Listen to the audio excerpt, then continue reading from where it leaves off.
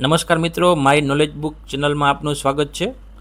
આજે આપણે વાત કરશું કે ટૂંક જ સમયમાં ધોરણ 10 અને ધોરણ 12ના ફોર્મ ભરવાના ચાલુ થવાના છે. તો શિક્ષક મિત્રો અને આચાર્યશ્રીઓ, તેમાં આપણે ઘણી બધી મુશ્કેલી પડતી હોય છે કે આપણે શું ડોક્યુમેન્ટ તૈયાર રાખવા, શું માહિતીની જરૂર પડશે. તો હું જ તમને આજે એક PDF ફાઇલ આપીશ.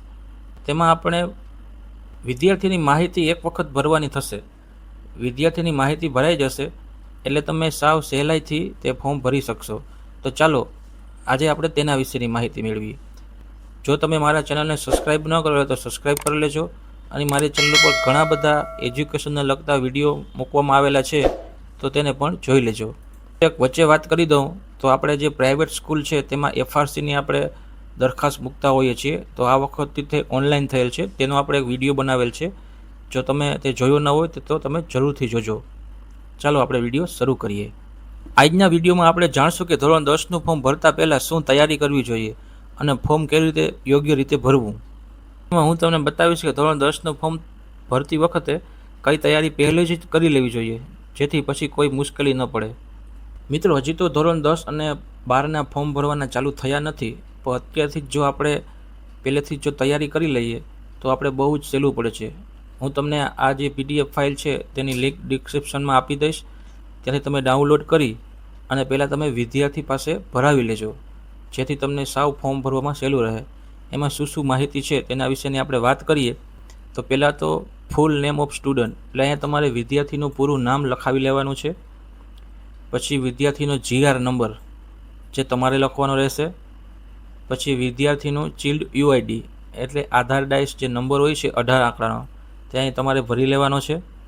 પછી તેનું જેન્ડર, મેલ કે ફિમેલ, એ તમારે અહીંયા વિદ્યાર્થી પાસે ભરાવી લેવાનો છે. પછી 5મી વસ્તુ છે કાસ્ટ, જો વિદ્યાર્થી ST હોય, SC હોય, OBC હોય કે જનરલમાં જે હોય તે આપણે વિદ્યાર્થી પાસે જ ભરાવી લેશું અને આપણે એક વખત ચેક કરી લેશું. પછી છે ડેટ ઓફ બર્થ, અહીંયા આપણે જન્મ તારીખ ભરાવી લેશું. પછી છે જોઈનિંગ ડેટ ઓફ સ્કૂલ, જે શિક્ષક મિત્રો આપણે ભરવાની રહેશે.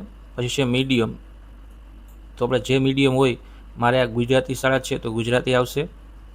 પછી છે પ્રાઇમરી સ્કૂલ ટાઈપ, તો ડિસ્ટ્રિક્ટ, સિટી, પ્રાઇવેટ, સેન્ટ્રલ કે અધર, જે આવતું હોય તે સિલેક્ટ કરવાનું રહેશે. પછી છે ગાર્ડિયન ઇન્કમ, તો આપણે અહીંયા ભરી લેશું, એ વિદ્યાર્થી પાસે જ ભરાવી લેશું. પછી છે માઇનોરિટી કેન્ડિડેટ, યસ કે નો, મુસ્લિમ, અધર જે હોય તે આપણે અહીંયા ભરાવી લેશું. પછી છે ચિલ્ડ ઓફ વિડો, યસ કે નો જે હોય તે આપણે અહીં ભરાવી લેશું. પછી આપણે અહીંયા પૂરું એડ્રેસ ભરવાનું છે, જે આપણે વિદ્યાર્થી પાસે જ ભરાવી લેશું. પરમનન્ટ એડ્રેસ, ડિસ્ટ્રિક્ટ, તાલુકો, પિનકોડ, કોઈ જો ડિસેબલ હોય તો યસ કે નો. પછી આપણે અહીંયા વિષય સિલેક્ટ કરવાનો આવે છે, જેમાં ફર્સ્ટ લેંગ્વેજમાં ગુજરાતી છે, પછી છે ઇંગ્લિશ, સેકન્ડ લેંગ્વેજમાં સંસ્કૃત અથવા હિન્દી જે આવતું હોય તે, એ સોશિયલ સાયન્સ, સાયન્સ અને ટેકનોલોજી, અને મેથ્સ. આપણે મેથ્સ 2 આવે છે, એક બેઝિક આવે છે અને એક આવે છે સ્ટાન્ડર્ડ, જે વિદ્યાર્થીને આવતું હોય તે અહીંથી ભરાવી લેશું.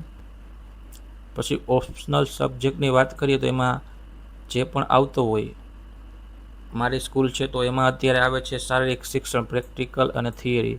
તમારે બીજું કોઈ હોય તો તે તમે અહીંથી વિદ્યાર્થી પાસે જ અહીં ભરાવી લેવાનું છે. બીજું પેજ છે જે તમે આ પેજની પાછળ જ પ્રિન્ટ કરજો. તો અહીંયા આમાં ફોટોનું ઓપ્શન આપેલું છે, તમારે વિદ્યાર્થી પાસેથી તાજેતરનો પાસપોર્ટ સાઇઝનો ફોટો લઈ લેવાનો છે અને અહીં ચોંટાડી દેવાનો છે. અહીં બાજુનું જે ખાનું છે એમાં વિદ્યાર્થીની કાળી પેનથી સહી કરાવી લેવાની છે, જે આપણે સ્કેન કરી અને અપલોડ કરવાની રહેશે. અને પછી જો તમને અનુકૂળ આવે તો એ વિદ્યાર્થીનું ગુજરાતીમાં નામ લખાવી લેવાનું છે, એટલે આપણે જ્યારે GR સાથે મેચ કરીએ ત્યારે આપણને ખ્યાલ આવે, બરાબર. તો મિત્રો, આ હતું આખું ધોરણ 10નું ફોર્મ કે કઈ રીતના ભરવાનું છે. આની તમે એક પ્રિન્ટ કાઢી વિદ્યાર્થી પાસે ભરાવી લેશો અત્યારે જ, તો જ્યારે ફોર્મ ચાલુ થશે ત્યારે તમારી પાસે વિદ્યાર્થીની બધી જ માહિતી હશે, જેથી આપણે ફોર્મ ભરવામાં સહેલું રહેશે.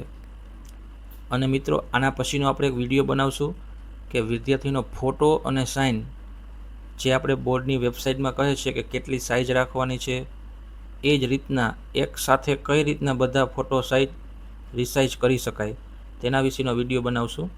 તો મિત્રો, તમને જો આ વિડીયો ગમ્યો હોય તો તો લાઈક કરજો, શેર કરજો અને સબસ્ક્રાઈબ કરજો, જેથી હું જે બીજા વિડીયો મૂકું તેનું તમને નોટિફિકેશન મળી રહે. આભાર મિત્રો.